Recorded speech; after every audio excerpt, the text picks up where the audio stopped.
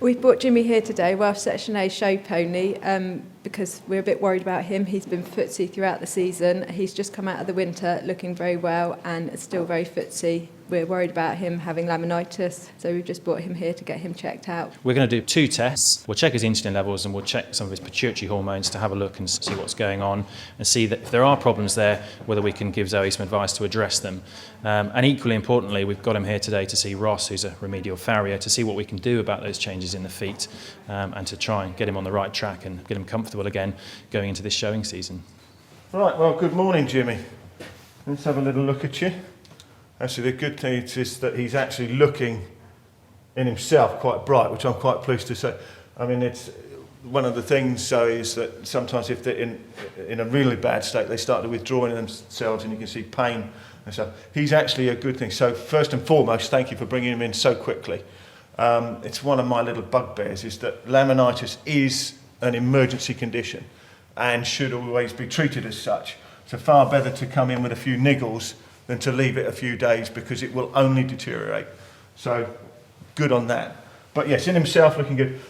If I could just nag you a little bit, we have got a bit of a crest, and I think this is what you were talking about with your saying he's come through the winter with still a bit of condition on him.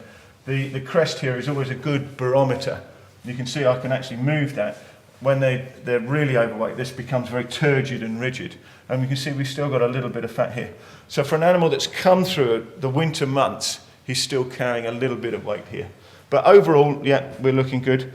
Let's have a little look at these feet now, shall we? First things that strike me about this foot is that we have got some distortions are evident. And this is a fairly typical sort of pony laminitic foot. This is low grade, I'm delighted to say, so that's excellent. But nonetheless, my first concern is when I look at this frog, you can see how shaggy that is. It's not weight bearing at all, which is why we've got this deep central cleft. And then when I look at each of the heel terminations, here and here, you can see how much they've migrated forward. And they're tall. You can see how tall they are, this distance here and to here. So because they've grown tall, this is no longer in effect. So what I think we'll do is, again, we'll address, if there's my white line, I'm just going to draw in there. It's not making a very good line, but nonetheless. So that's the junction of wall and sole, and you can see that stretch and that flare that's developed. So I'd like to deal with that because, again, if you've got an edge here, a flare or distortion, you're getting leverage forces here, and that's a bit like me peeling back your fingernail. And again, this is why you must treat it as an emergency condition, because you can imagine the pain of somebody taking your fingernail and peeling it back. And of course, this tiny little mechanical advantage doesn't help that. You can see too, we've got a good concavity to the sole, which is excellent. Some of them where they've started to sink and so on, then you can see that the pedal bone starts to press down on here, and this gets very, very sore through here. Now in this case, we're lucky because he's maintained that concavity of the sole so that he's not getting any pain response here and here. But if I can just reach for some hoof testers, please. And this is just a little mechanical pinch or squeeze because what I'm looking for is a pain response. Yeah, just over, because if the pedal bone sits in here and if that's descended at all, then you're going to get a pain response against that sole. Right, if we just have a look at this foot from the outside here, what I'm concerned about, when we looked at the reverse, you saw that flare on the foot. You can see that this is here now, and in fact, if you trace down, this is nice and tight at the top, but then we've got flares and distortions from about this point, and this is where they start to lever away. And also, I think there's a significance. Can you see there are sort of striations here? There are lines emanating, and if you look at those, they are divergent. And because they're divergent, it means that I've got a differential. I've got far more heel growth here than I have here at the toe. This is all being compacted, so we're slamming down onto that toe the whole time. And at the back here, because it's far more divergent, we're jacking him up the whole time. Now, because of that, I think if, again, when we looked at that solar surface, I think if I can trim deep back into the heel, so not only am I going to take the footprint from out here, but shove it back underneath that foot, in doing so, if I can engage the back part of the foot at the same time, We'll stop some of the shunting on this front. We'll get rid of all the leverage at that distal border, which again is back to our fingernail being peeled back, and then at the same time we can really load the back half of the foot. So what I think is interesting is if you look at this right foot, again you can see this divergence on the growth rings, and I think what's also significant, you can see this level of bruising. There is actually bruising in all 4 feet, but that's a particularly fine example. So you can see that you're losing that laminal bond. And you can see now clearly on this foot how that you've got this divergence at the heels, and then you've got this compression where this is all shunted at the front with this flare and distortion just on this bottom end. But that does show quite nicely, as I say, that divergence of the growth rings. So again, we've already discussed this, but I think first and foremost is that heels terminating here. So if I think, Dave, if we can bring those back to about here and here, I'll follow that white line around and we'll lose all that flare and distortion. Also, what I'd like to do is just to tidy this frog up so that we can then engage that later on and come into each of the heels. You can see I've now cleaned this frog up, and you can see I'm looking now for where that insertion, where the frog inserts into the sole. Often on these Laminitics they're just stretched right forward. Again, you remember I spoke about the footprint being put out cranially. I want to drag this all back. So there's our trimmed foot. You can see that I've got to my lines here and here. And now, if you look at the back of this foot, our heels are already terminating at the very back, yes? I spoke about that concavity to the sole. And we've checked all around here to make sure we didn't have a pain response.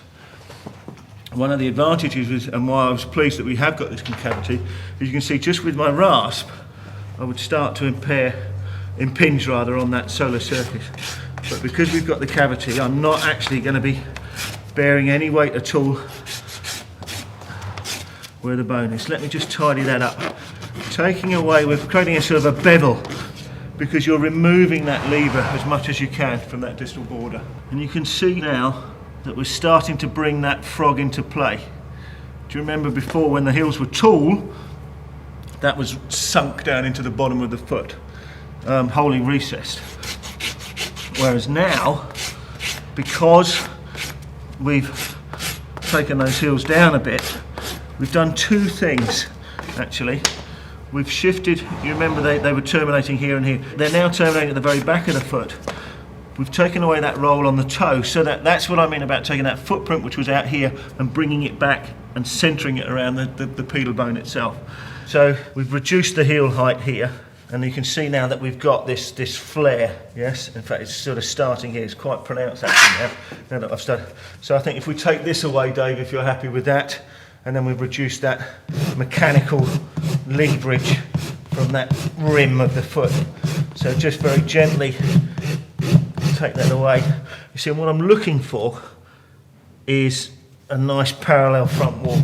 That with that, by taking it, I've now got a straighter line from top to bottom, and that then accentuates the fact that how flared it was. So let's continue with that. And I think now you can see quite clearly, now we've taken this flare and distortion at the distal rim from this foot, and then you look at this foot, which again is as yet untouched, and you can see how pronounced that flare and distortion with our bruising again is. So again, you can see what we've done is we've removed distortions, we've created better proportion and put shape back into this foot that we've just trimmed. Only now is that ready to receive a shoe. Again, what I'm looking for is this fit. Now Dave, we spoke about that. We didn't have a pain response here, but again, what I'm pleased about is I can take this nail and I can just slide it underneath there. So I don't think there's any possibility now of us having any bearing on that sole there. So there's no danger of any pressure over the tip of P3, P3 being the pedal bone. So I think that's a good clearance. So I think what I'll do now is I'll just adjust these heels very slightly, but you can see too that we're coming to the very back of the foot. You can see now that we will have our roll out in every direction, particularly through the toe, so that now our point of breakover, that point that then leaves the ground, yes, is here, and that's immediately above where the tip of P3 is. So we've taken away all those leverage forces. That tiny little bit of toe I'll lose. We'll tuck the heels in slightly, and you can see now that if I then slide a pad underneath this, we'll engage all of that back part of the foot.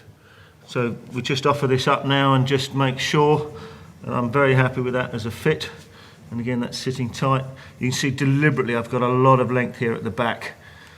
And then now with our pad, which I showed you earlier, again what I'm going to do is I'm going to cut this down, but you can see even before I've got any fillers or anything in there that we're directly over the top of that frog. So I've got my dental impression material here. It's a silicone base, comes in two parts. There's a base and then a catalyst that sets it off. So you can see now that with the shoe and pad in place, here we go. Now I'm just going to go for a couple of nails initially, and then we can assess and make sure that we're both happy with the relative position of this shoe. Again, what I'm looking for is that flare, so I don't want to have inadvertently put my shoe and pad and put back that leverage, which was the one thing I was banging on about, but that's all nicely tucked. I think we can go ahead and just get the last nails in on that if you're happy with that. Right, Jimmy, let's get you clenched up. So, see those nails come through and then they're hooked into that wall. Just see the hint of our pink stuff coming through, which is excellent. So we've got maximum core support. That limb's now square underneath him and he's happy to stand down on them. And we're loading him now in the back of his foot, down hard. We've taken away that leverage from the toe and we set him back on his heels, so he should go a lot more comfortably.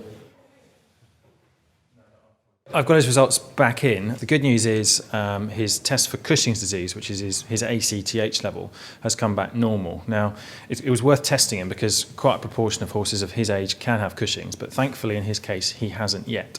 That's not to say he won't in the future, but it's great news that he hasn't got it at the moment. The bad news is that his insulin levels are pretty high, and there's been a proven link between insulin and laminitis, and that is likely contributing to why he's getting laminitis. We'll cut his diet back, we'll get a weight for him, we'll work out exactly how much forage he needs to stay in optimum condition, and we'll have to strike a very careful balance between having him in a condition that you want him in for the show ring and a condition that I want him in to stop him getting laminitis. It's such a relief to obviously know what's going on now. Mixed feelings. Obviously, yes, he's got laminitis, but obviously now we know what we've got to do and deal with it and manage it, obviously, throughout the show season. Nice, careful, balanced diet, checking his bloods and just keeping a very close eye on him. And obviously now I know what all the clinical signs are. I will now go and look at all my other horses very closely and keep a very close eye on all of them.